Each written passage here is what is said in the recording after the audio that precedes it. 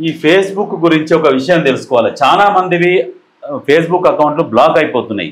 ఎందుకు బ్లాక్ అయితున్నాయి? మీరేం చేస్తుర్రు? దీంట్లో కూడా మానిటైజేషన్ ఉన్నది, అన్నీ ఉన్నాయి. కాకపోతే ఎందుకు బ్లాక్ అయిపోతున్నాయి అకౌంట్‌లు అనంటే, ఒక విషయానికొస్తే ఇప్పుడు కొన్ని పాటలుంటాయి.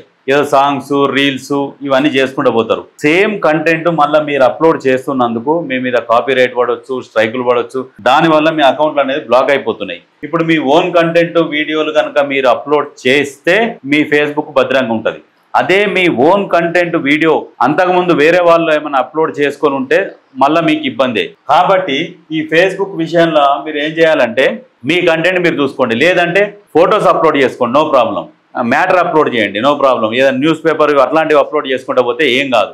మరి సేమ్ అవతల వాళ్ళదే వీడియోలు తీసుకొచ్చేసి మనకు వ్యూవర్స్ వస్తాయి, వ్యూవర్షిప్ పెరుగుతుంది ఇలా అని చెప్పేసి మీరు ధనాధన అట్లా అప్లోడ్ చేసుకుంటూ పోతే ఏమైందంటే అకౌంట్ బ్లాక్ అయిపోతున్నాయి. అది కాకుండా మీ అంతలో మీరు సొంత కంటెంట్ క్రియేట్ చేయరి, లేదంటే ఏదైనా మ్యాటర్ రాసి పోస్ట్ చేయండి, ఫోటోలు అప్లోడ్ చేయండి. ఫోటోలు అప్లోడ్ చేస్తే ఏం కాదు. ఫోటోలకు వీటి వల్లనే ఇబ్బంది అవుతున్నది. చాలా మంది అకౌంట్లు కూడా పోతున్నాయి. చాలా మందికి అవగాహన కోసం చెప్తున్నా.